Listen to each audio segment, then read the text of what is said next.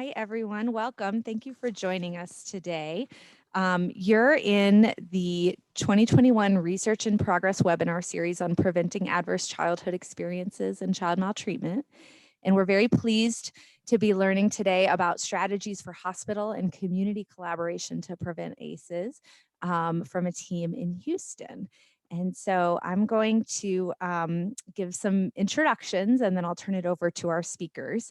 But just to let you know, this is part of the National Peer Learning Team on Child Maltreatment Prevention. It's a national network of people working in public health and social services who come together to learn about primary prevention approaches to child maltreatment.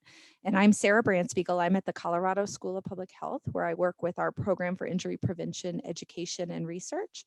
And we co-facilitate this team along with our partners at the Colorado Department of Public Health and Environment. And this work is funded by the Centers for Disease Control and Prevention. So glad you could be here today. A few quick housekeeping notes. First of all, please use the Q&A feature to ask any questions. Our presenters will speak for about 45 minutes, and then we'll have time at the end for questions, but put those in as you think of them, and we'll get to as many questions as we can at the end. Also, we are recording this session and we'll share the link as well as the slides by email for everyone that registered, and also they'll be posted on our website.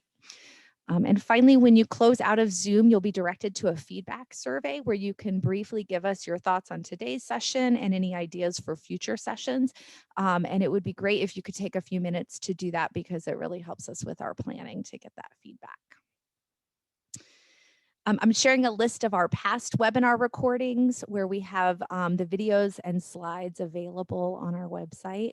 A range of different topics have been covered in this series. So if you missed any of these, you are welcome to go and check those out on our website. And I wanted to let you know about our upcoming webinars. In June, we'll be learning about policy strategies for the prevention of multiple forms of violence against children and youth. With Bart Klicka of Prevent Child Abuse America.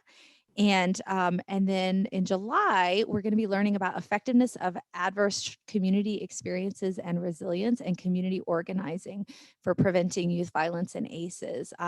Learning about a team based at RTI that's doing work in Milwaukee with community organizing. So really excited about both of those, and I hope you can join us for those.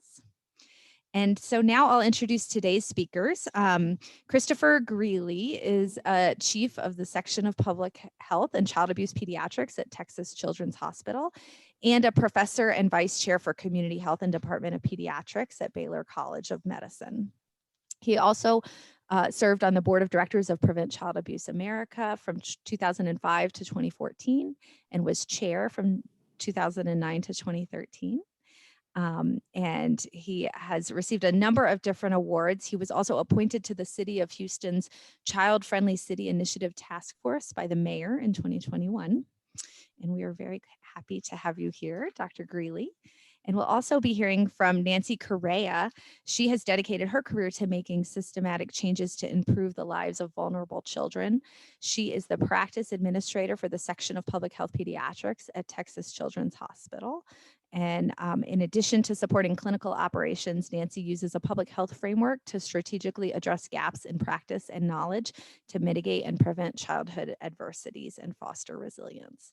So thank you both so much. I'm going to turn it over to you to bring up your slides and look forward to hearing your presentations. Wonderful. Thank you, Sarah and Carol, for inviting us. I'm going to get started here. The overarching framework is, I'm going to present probably about 20 minutes or so on the structure of our section and some of our goals. And then Nancy is going to present about some of the specific projects, programs, and initiatives that we've done. Nancy and I have been working together for probably about 15 years or so, maybe 14 years. And we've been at the Section of Public Health since it started in 2015, 2016. And so the framework of the Section of Public Health, which what we started in 2015, is we really based it on one of my academic heartthrobs, Michael Marmot, who framed through the World Health Organization's social determinants of health this idea of why treating people and send them back to the conditions that made them sick. And we, as a child abuse pediatrician, I really began to focus on this idea of we're taking care of or evaluating lots of children, and then we're not really getting out into their households, into their communities to engage them from a preventative standpoint. And so that sort of tension of the clinical work and then being out in the community is what we tried to embrace. And so for some of you, this will be quite familiar. This is from the National Academies of Sciences. It really frames what they see as their social drivers or social determinants of health, where at the very bottom you can see individual and population health, but the environment and the life course, which circles through things as individualized as individual risk factors or genetic factors, but also includes and embraces social relationships, living conditions, neighborhoods, institutions, and then broader societal forces such as social and economic policies. And really, we wanted to explore, as we set up this section of public health in a children's hospital, how does healthcare fit into the larger community function, the community structure, the community forces at play? We recognize that healthcare does its own thing. We're good at building hospitals and building clinics, but we really wanted to then pivot.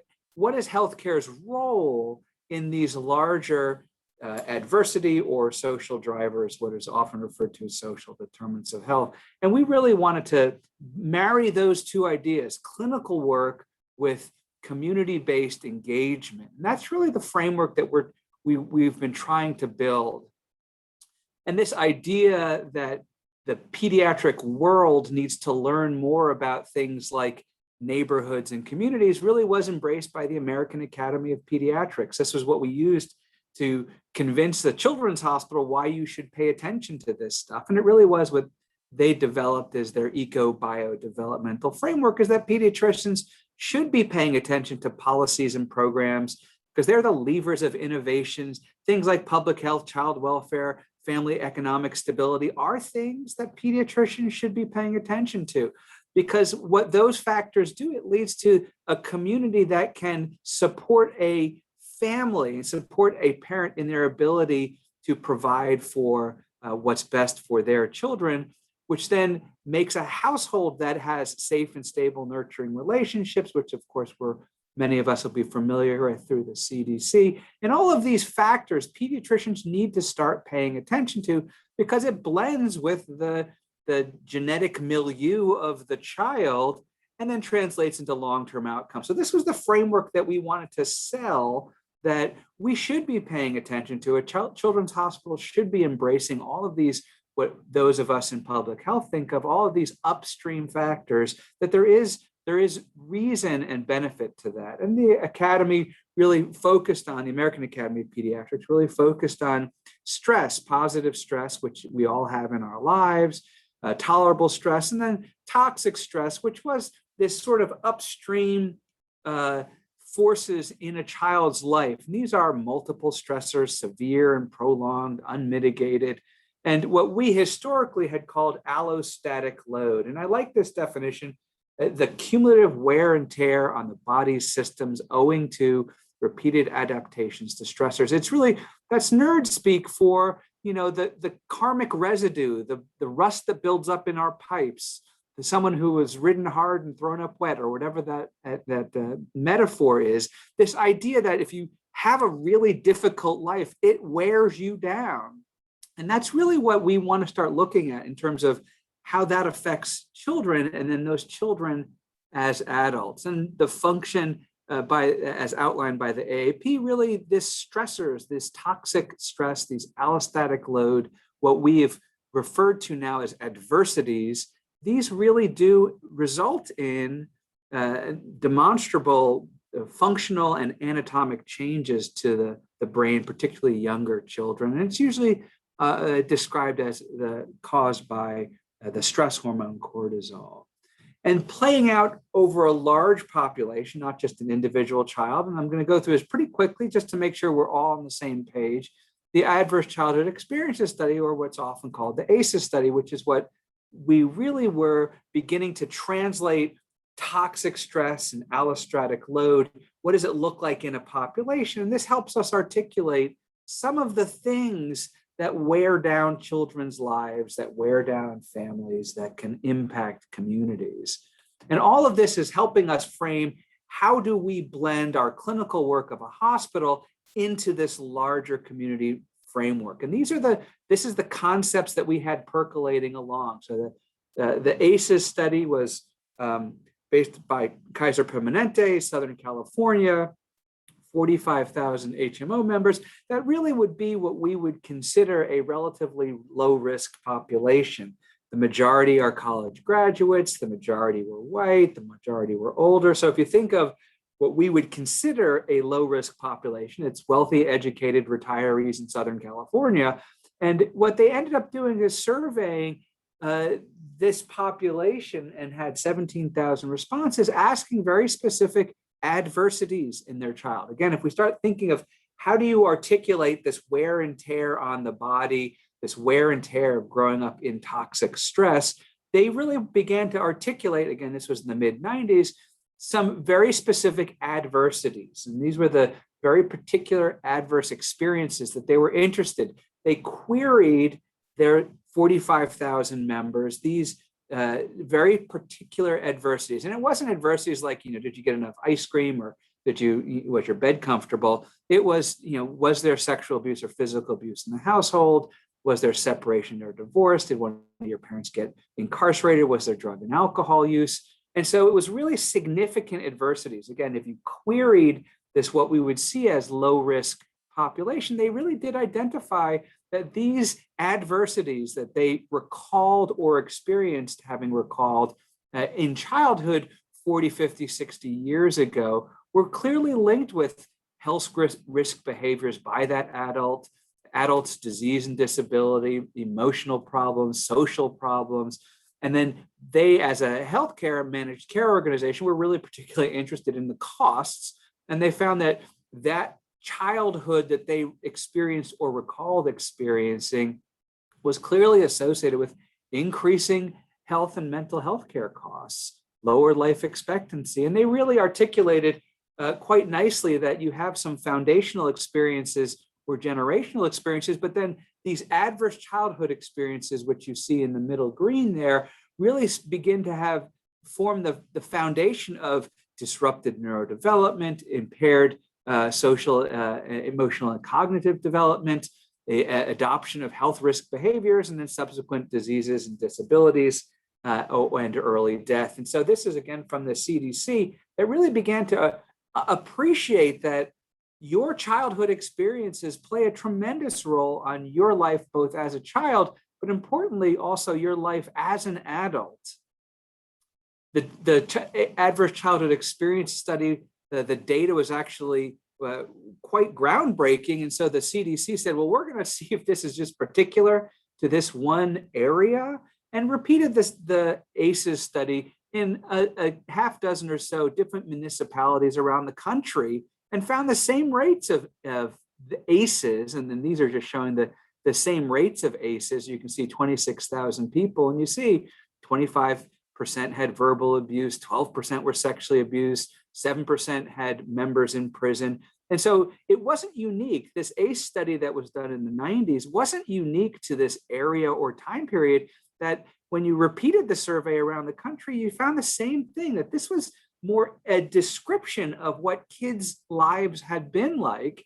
And then their cumulative number, how many had 0 ACEs? In the original study, about a third had 0 ACEs. But if you surveyed the country, about 40% had 0 ACEs. But what you found was that about 8% had 5 or more of those, which was in line with the Folletti and Anda paper in the mid-90s. And so that this really does set this foundation that this is a real thing. This is at least the data show it's clearly a broad American experience, that kids are experiencing this, or adults are recalling experiencing this.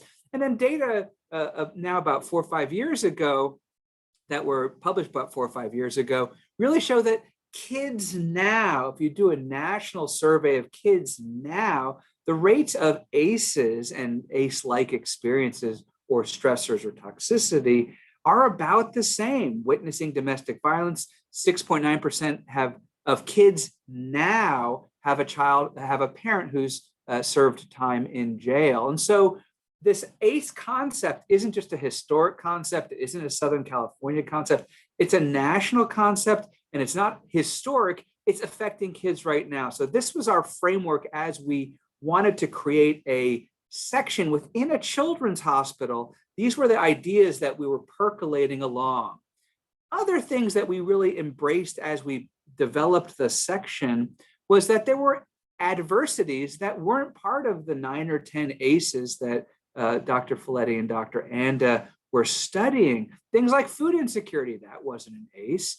Bullying, peer violence, maternal mental health, postpartum depression particularly, and its impact on children. Growing up in an unsafe neighborhood. This was all, the ACE stuff really was household focused. And there's this household, there's a broader sense of community dysfunction, low social capital, education, the role of education within a child's life or in their parents' life, economic disenfranchisement, unemployment, poverty. Those things were not part of the landscape at the time, or not considered, but they're clearly meaningful to a child's life. And then experiencing racism. These are things that weren't part of ACEs, but clearly are adversities.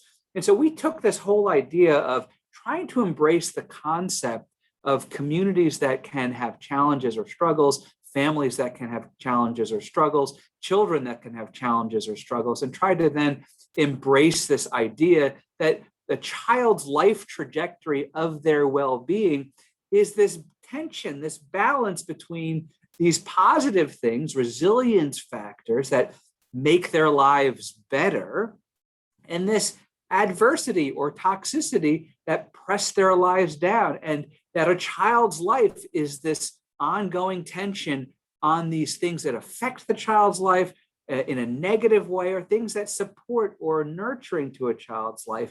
And so what we wanted to do is think, what is healthcare's role within all of these things outside of the hospital, outside of the pediatric office?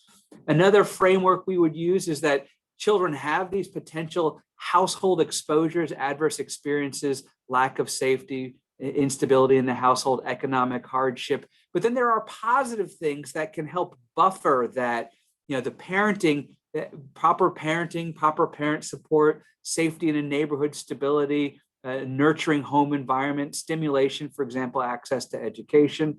And all of those things, that tension right there leads to, how is the brain starting out? Is it starting out in a positive environment, starting out in a negative environment? And all of that mixes with school and neighborhood and the childhood that child has to then lead to later cognitive development. So there's different models of how we think through these factors are at play in a child's life. But one thing that we really found was really quite compelling, these are data from James Heckman, who's a Nobel Prize winning economist who studies investments in early childhood education, early brain development. But what was clear is you got to start really early, and some would even argue preconception, but that the idea of, if you're going to make the economic or the capital investment in improving kids' lives, you actually make money as a community, as a society, from what the public health people would frame as a societal perspective, if you invest early. So all of this stuff was compelling, that we should be out in the community looking at younger kids, looking at early brain development, because that's where the biggest buck for the child in terms of area under the curve for their child well-being. But from a community perspective, that is the place and the time that we should be investing for returns on investment. Some of the countervailing factors were that addressing these adversities in social determinants of health is really complicated. It's not as if you're going to go out there and say this one strategy will fix it all. That it requires a team effort, not just one person or not just one discipline. It's lots of different disciplines, and that it requires attention to detail. You can't just go out there and say, this seems like this would work or this seems beneficial, but that you actually have to do diligent data collection, data analysis, and have that be repeated over periods of time, because things change in communities and in families' lives. And that you have to have a very reasonable, meaningful, and what I would call realistic timeline. If it takes decades for something to impact the community, you can't expect an initiative you do now will now fix it within their 2-year budget for your grant. You have to have a very realistic sense of what are the forces at play, what are you trying to achieve. I bring all of these concepts up because these are the things that were foundational in how we structured and how we developed this section of public health. It was at the time the first section of public health within a children's hospital that was developed, designed intentionally to do two things: one, clinical work, and then the other, to look at ACEs, social drivers of health, community health, the role of pediatricians, pediatrics, and children's hospitals within the community. That was the goal, that was the intention, that was the structure of what we set up. So to put it in context, we're at Texas Children's Hospital, and some of you may not know a lot about Texas, so I'm going to give you a little bit of background. It's the second largest state by landmass after Alaska, and second largest in terms of population after California. It has now about 30,000 population in the state.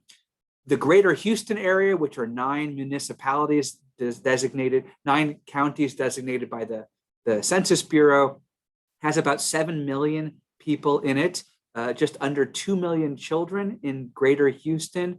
It's 10,000 square miles. It's a huge, huge city.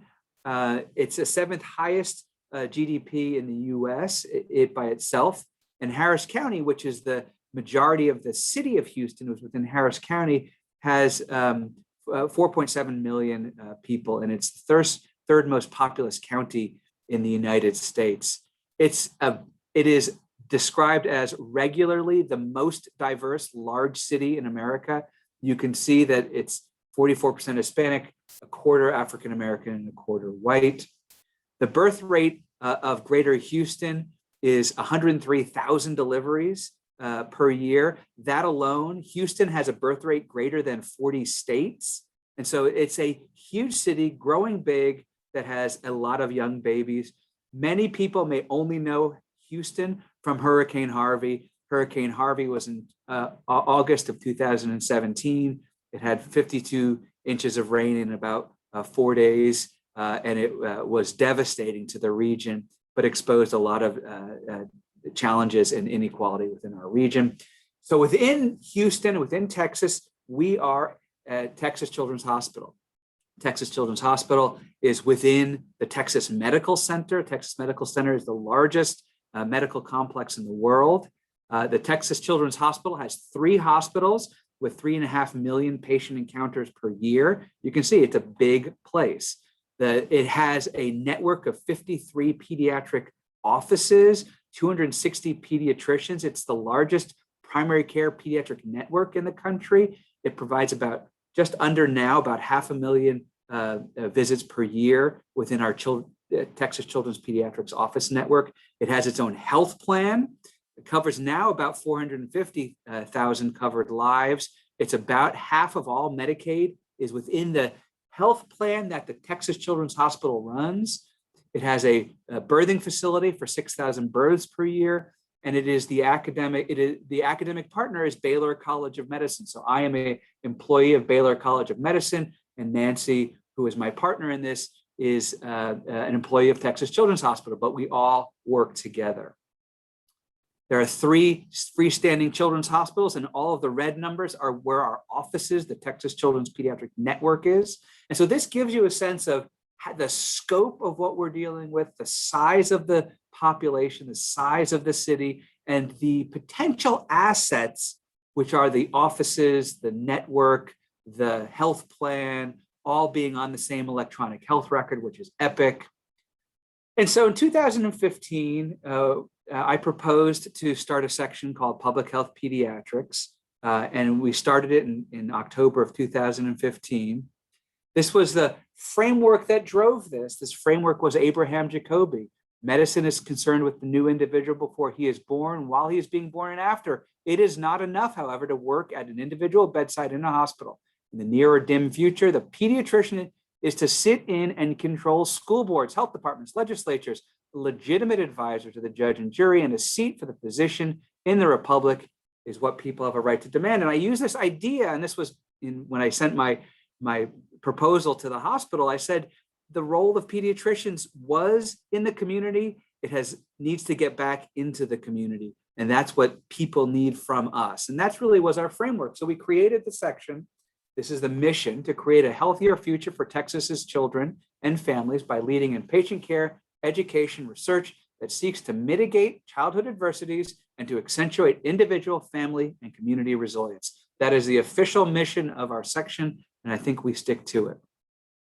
So how do we do this? What were some of our frameworks? As I brought up, we used a lot of social drivers, or what Michael Marmot would frame as social determinants of health. We used ACEs, toxic stress. We had some guiding principles. We wanted to address the upstream causes of disease and disability. We wanted to make sure we collaborated with internal and external partners, meaning not just Baylor and Texas Children's Hospital, but anyone within the Houston region we were wanting to see as a partner. And we had an ongoing emphasis of the greatest good for the greatest number of kids and families. We weren't trying to do individual service delivery as much as we wanted to also think of the larger population. How do we get out to the greater number of kids and families? And we had an emphasis on early brain development because we wanted to focus on the younger kids as far upstream as we can.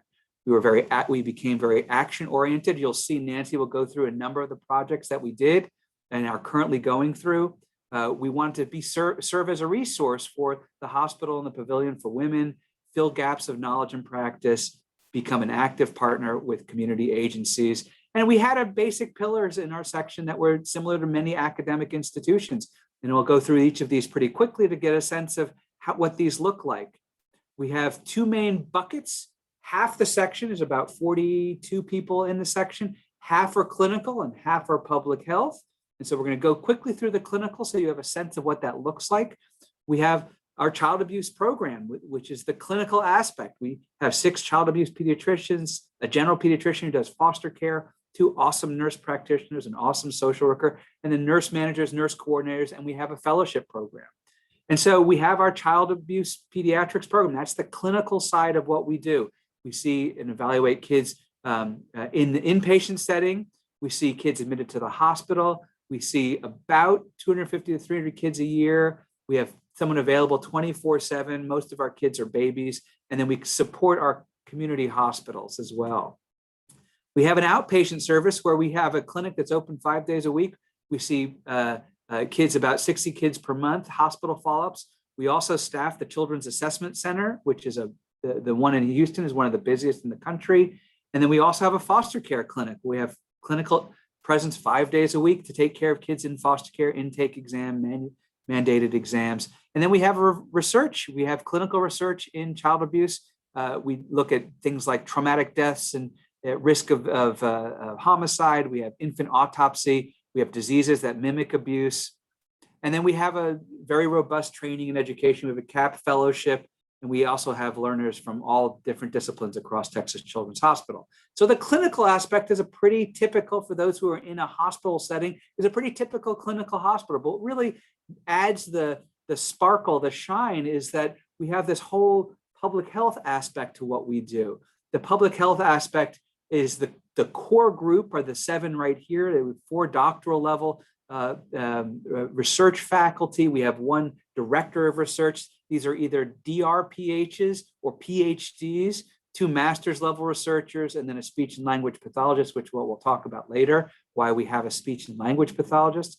And so our cornerstones, again, because it was new, we wanted to be action oriented. We were a resource. We wanted to actually fill gaps in knowledge and practice. It wasn't just a think tank. We wanted to do things and generate new knowledge. And we were an active community partner. We also had an idea of, we wanted to generate things that were meaningful, that could translate into policy and practice, could make an impact to a population.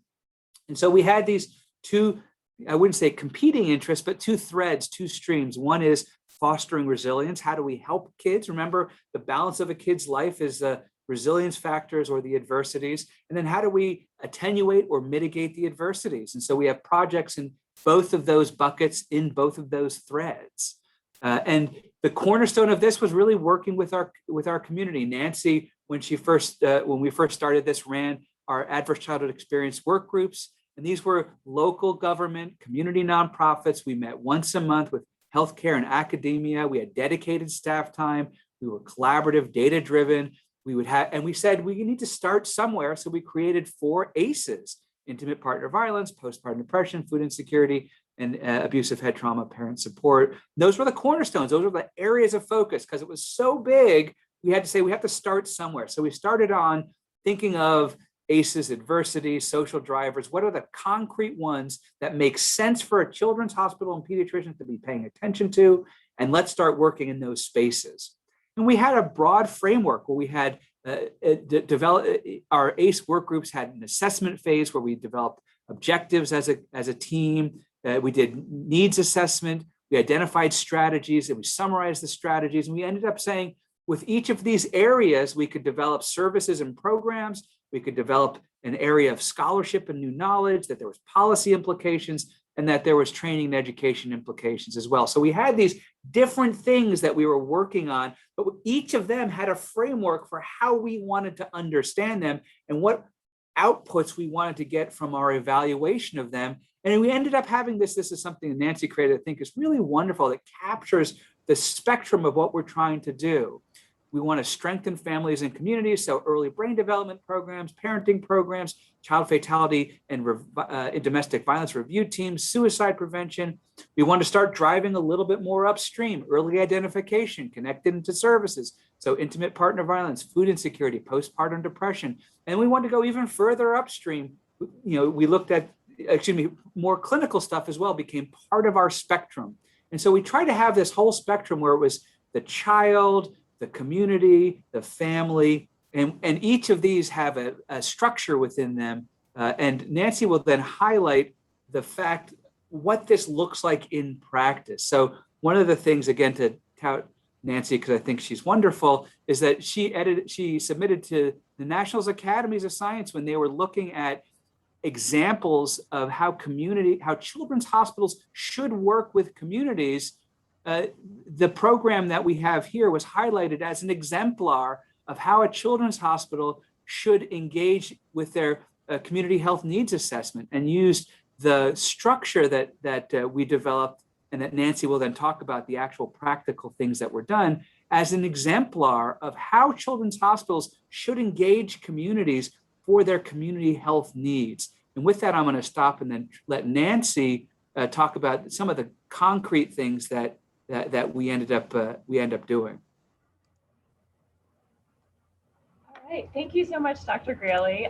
So as Dr. Greeley mentioned, I'm going to spend the next 20 minutes or so kind of going over the kind of practical applications of how we are working to prevent and mitigate adverse childhood experiences in Houston. Really, as Dr. Greeley mentioned, we are working in a number of areas, but are really going to focus in 3 areas for this webinar on postpartum depression, intimate partner violence, and parental incarceration. So our work with postpartum depression, postpartum depression is a depression that occurs in the 1 year following the birth of a child. It is treatable, but many mothers do not receive treatment, and this negatively impacts a mother's ability to bond with her baby.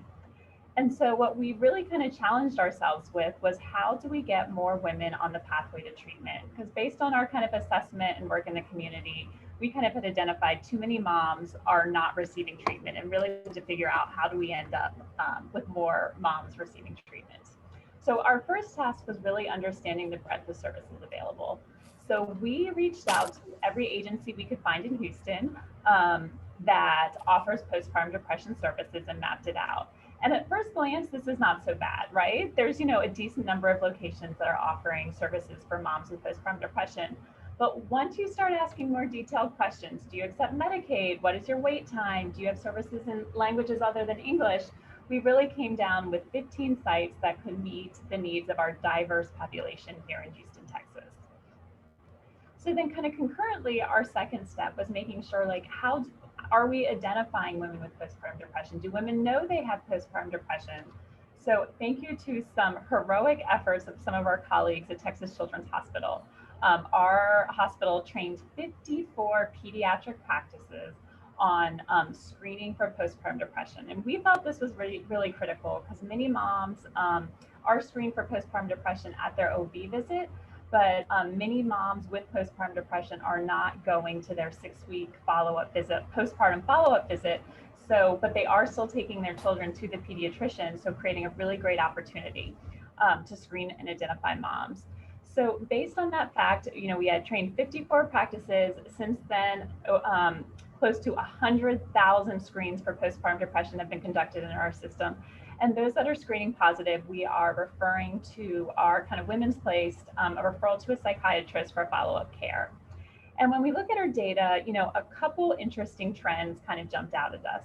One is that we have a couple practices that have a psychiatrist kind of co-located in that pediatric practices. And in those practices, our follow-up rate for postpartum depression treatment was 83% compared to only 21% when we did not have a psychiatrist located in that pediatric practice. Similarly, we saw that follow-up rates for treatment were much lower along our minority and low-income mothers. And so we really identified the need. So, we know we don't have enough services. We know that low-income and minority mothers are less likely to access those services. So really needed to identify additional treatment options for kind of women in Houston. So at that point, we launched a small randomized control trial to test whether or not a 5-session home visitation program called PST for PPD was as effective as the gold standard of referral to a psychiatrist for mothers with mild to moderate postpartum depression. That's a really key point. Those that scored above a 20 on our postpartum depression screening scale were not eligible. We wanted them to go to see the psychiatrist, but those in the mild to moderate range, we invited to participate in our study, and if they consented, were randomly assigned to the home visitation program or the referral to the psychiatrist. What we found found some exciting results. Unfortunately, we did have to end our study early in March 2020 when COVID hit, because we were no longer comfortable sending our home visitors into the homes at that point. So we adjusted our analysis to a 90% confidence interval because we are underpowered based on having to stop early. But what we did find based on this kind of preliminary small study is that those moms who were referred to the home visitation program, that the program was as effective as the referral to psychiatry. So here you can see the results from the Edinburgh Postnatal Depression Scale, and you see both the moms in psychiatry and the moms in home visitation had a reduction in their depressive symptoms over the study period. Similarly, we also saw an improvement in self-efficacy, especially in this blue home visitation program across the study period for those who participated in the home visitation program. So, our initial conclusions, the home visitation group's depressive symptoms improved as much as those in the psychiatry group, had the same impact on the maternal self-efficacy scales. So for us, and then in addition to these two findings, we also found that the moms in the home visitation program were more likely to complete treatment than those that were referred to psychiatry, which was a really, really important finding to us because, as I noted earlier, our minority moms and low-income moms were less likely to see a psychiatrist. So next steps for this, so more research is needed to validate the findings. Like I said, this was a small study.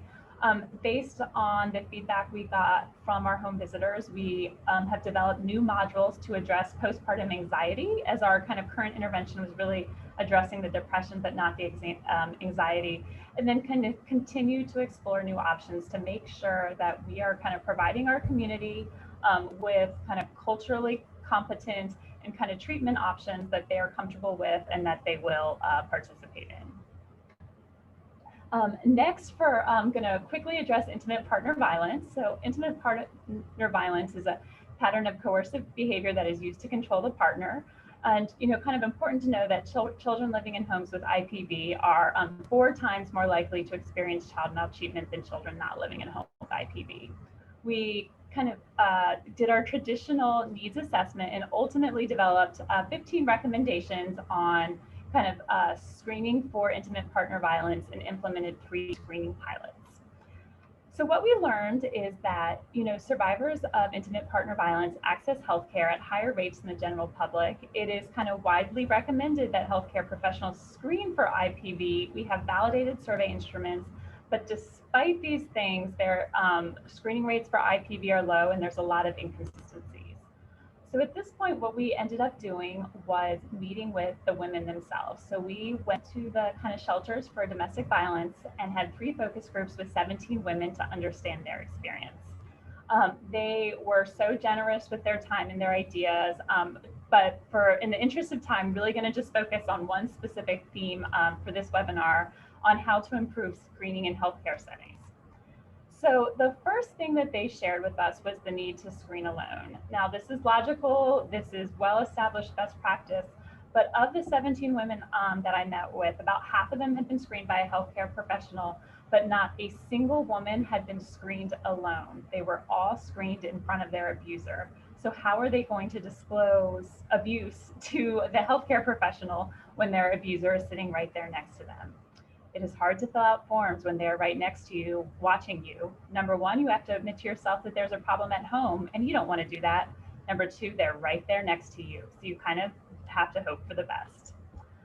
The next thing that they kind of shared with us is that they wanted the healthcare professionals to tell them what we were going to do if they responded yes before we screened them. There was so much fear of their abuser finding out and so much fear of retaliation. They did not want to disclose abuse unless they were very, very comfortable on how we would respond if they did kind of confirm that they were in an abusive relationship. The next, and in healthcare, we hear this all the time, just needing to improve our rapport, listening, making eye contact, and really kind of showing compassion and connecting with our patient population. Next, they recommended to us that we ask more specific questions. They kind of shared, and this has been kind of shown in the literature as well, that many of them were, on hindsight, were in abusive relationship for years before they kind of realized that they were abusive. So if we had asked, do you feel safe at home, or are you in an abusive relationship, they would have honestly said that they were fine, because that's, at that time, that's how they felt. And really the need to ask very specific questions around both physical and emotional abuse. He would push me and would shove me, but I didn't realize it was abusive until after he threw an axe at my head. And then finally, just a really good reminder that we need to make sure that our follow-up plan is individualized to the safety of that individual person. Different women in abusive relationships have different abilities to communicate, some secure, some not secure. So just making sure that we're being very careful in any kind of follow-up communication we are having with these families, including what is documented in the medical record, especially if this is a screening taking place at a pediatric practice where the other parent would have access to the medical record.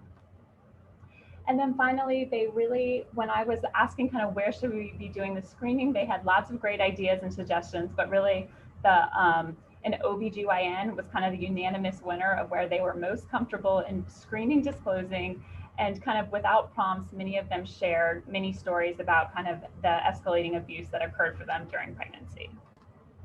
So really kind of the key takeaway was screening for IPV is not enough, that we must focus on how we are screening for the IPV.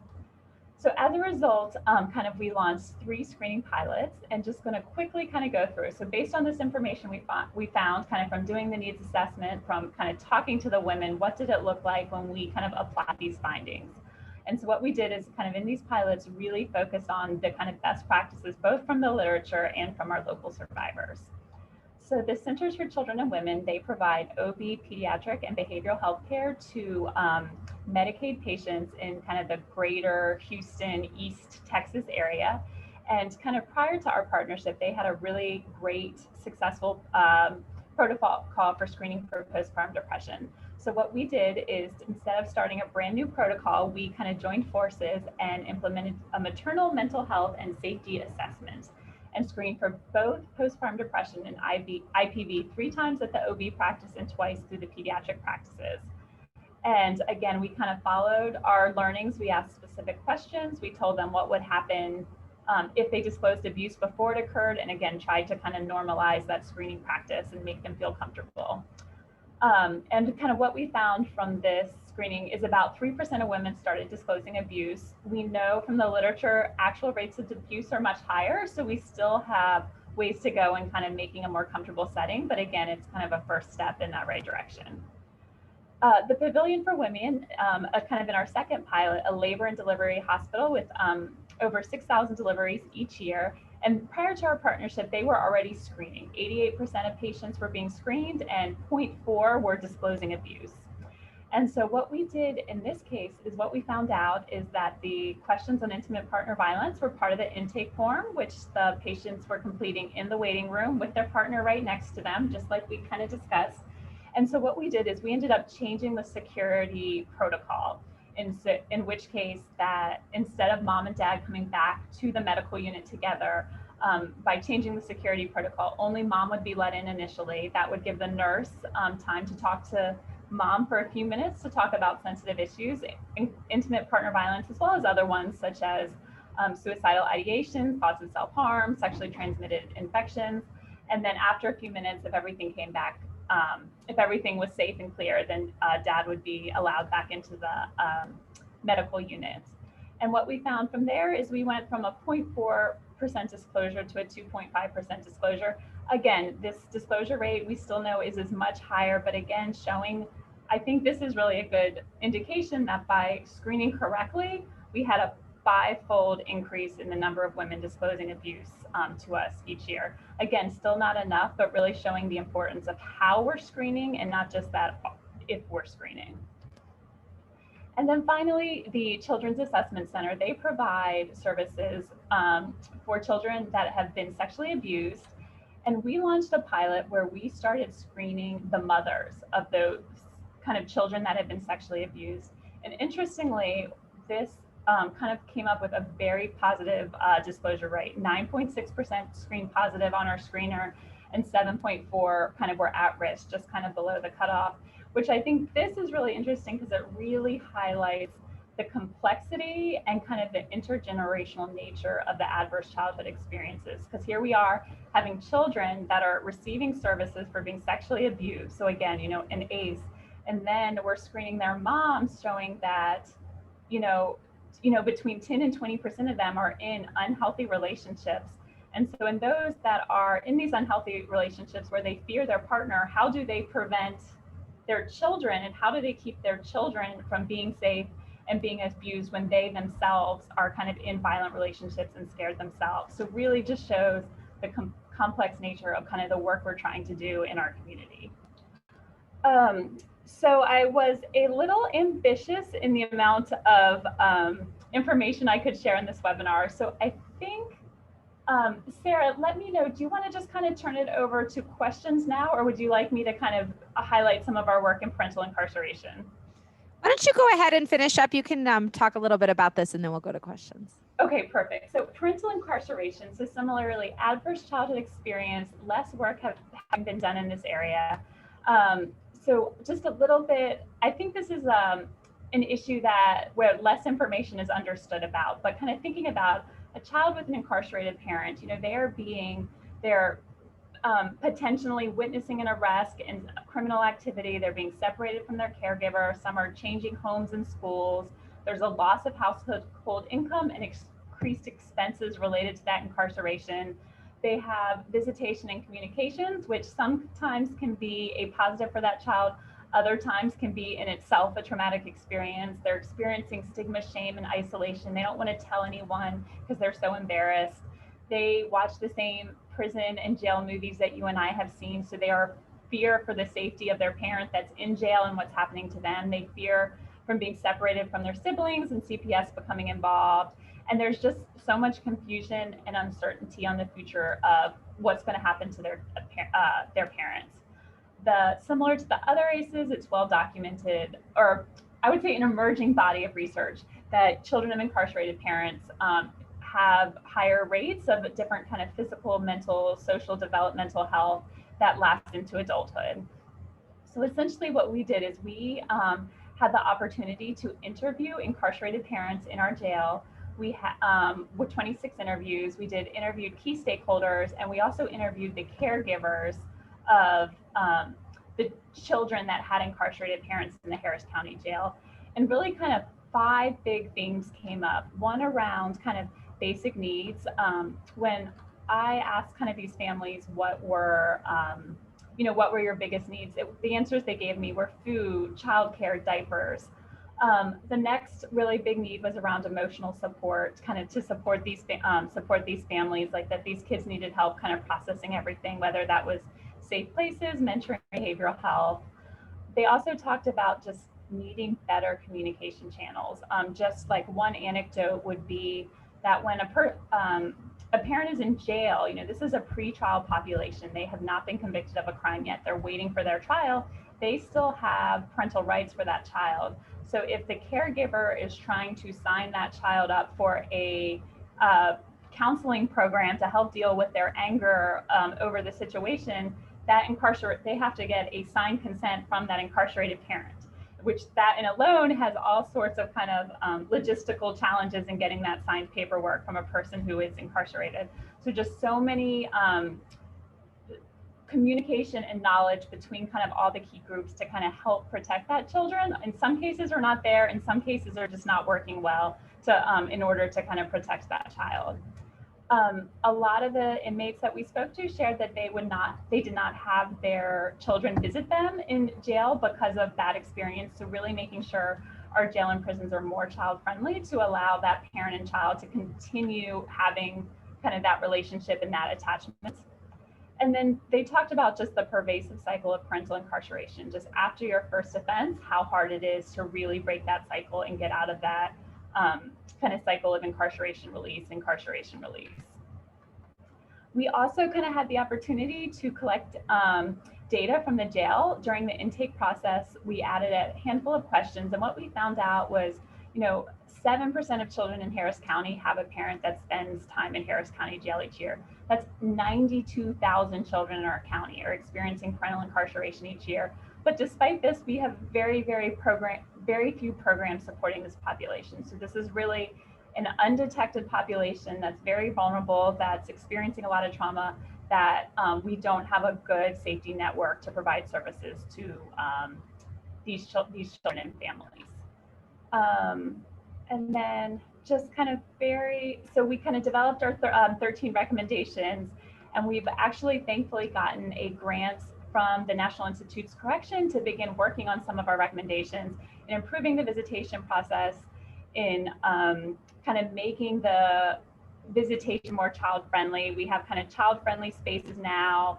We had kind of at the end of 2019, beginning of 2020, had implemented these special events where children were getting to come into having in-person visitation with their parents, which is huge because normally there's that plexiglass that's kind of between the child and the parent. Unfortunately, Saturday, March 14th, 2020, in-person visitation was suspended, but these children are now getting 5 free calls per week, which is actually a really great step.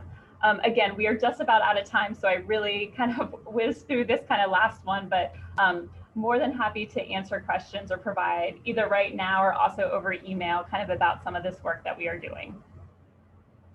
And I'll turn it back to you now, Sarah. Thank you. Thank you so much for excellent presentations. You covered a lot. I know we may not be able to get to all the questions, but it sounds like folks can reach out to you all directly if there are things we don't get to.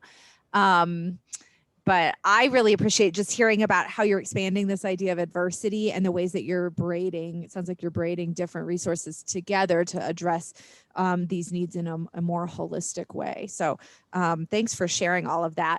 I'm going to start with moderator privilege and ask a question that I have, which is, do you have any advice, knowing many people who attend our webinars come from public health agencies or social service agencies, do you have advice for them about connecting with their local hospital and engaging folks at the hospital in this kind of work if they're interested in developing something similar in their community?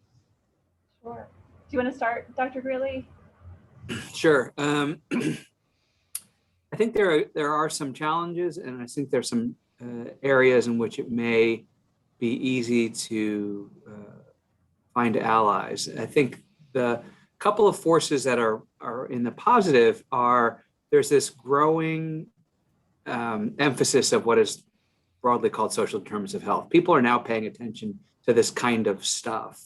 And we have blended these together, adversity, toxic stress, and social determinants of health, because it's only artificial that they are different.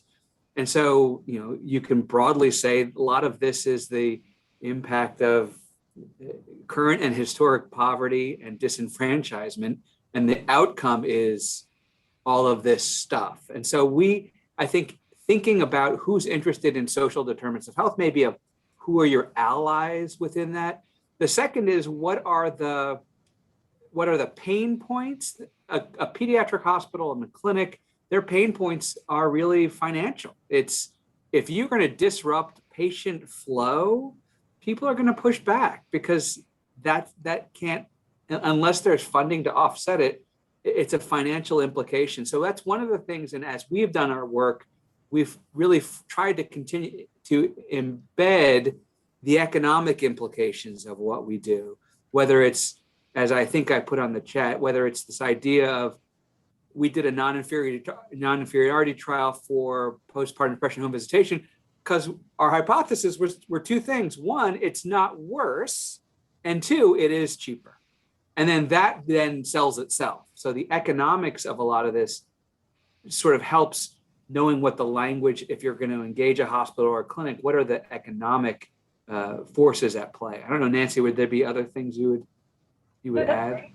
Yeah, no, that's great. Well, and related to that, we got a question about funding cycles and the fact that many funders are looking at 1 year, 2 year, 3 year types of cycles for funding and wanting to see outcomes. And as you mentioned, these are things that take longer to observe changes. So how have you navigated the funding aspects of this in order to be able to take a longer view? Sure. So like we are also subject to many of these 1 year grant cycles. And in theirs, we always, include outcomes and outputs that we can accomplish well in that 1 year.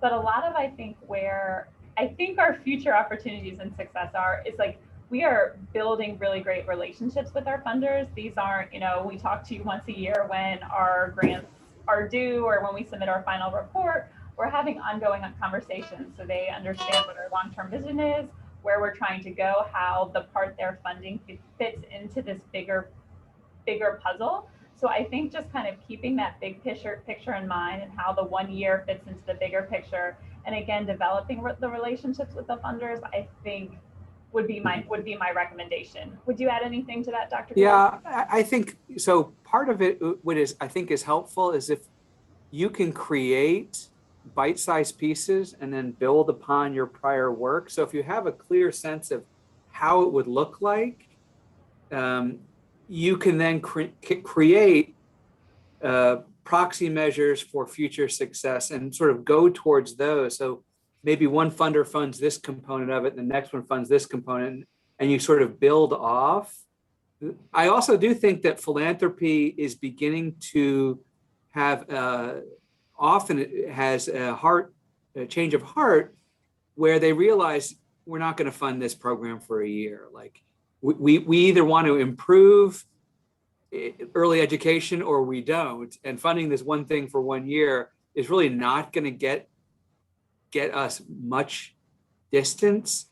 So there's a lot more emphasis, at least within the Houston community, and Houston has a very robust foundation pool, of thinking of systems change. What are the things that need to change? And when you start getting that and embracing other funding mechanisms like social impact bonds or sort of long-term funding mechanisms, that's when I think you start getting into very interesting discussions about the long-term changes. And so there are different models that people are embracing. I do think that, if you're funding something less than 3 years, maybe even 5 years, come up with good proxy measures for what you're going to build off of at the next time. Great. Thank you both so much. I see we're at the hour, but I want to just express my appreciation for what you've shared here today. And thank you to everyone who joined and attended and shared your questions. I'll follow up with an email to everyone who registered, so you'll have the contact information if you'd like to reach out to our presenters to ask any additional questions or get more information. And I hope you have a great rest of your day. Bye. Great. Thank you so much. Thank you. It was great.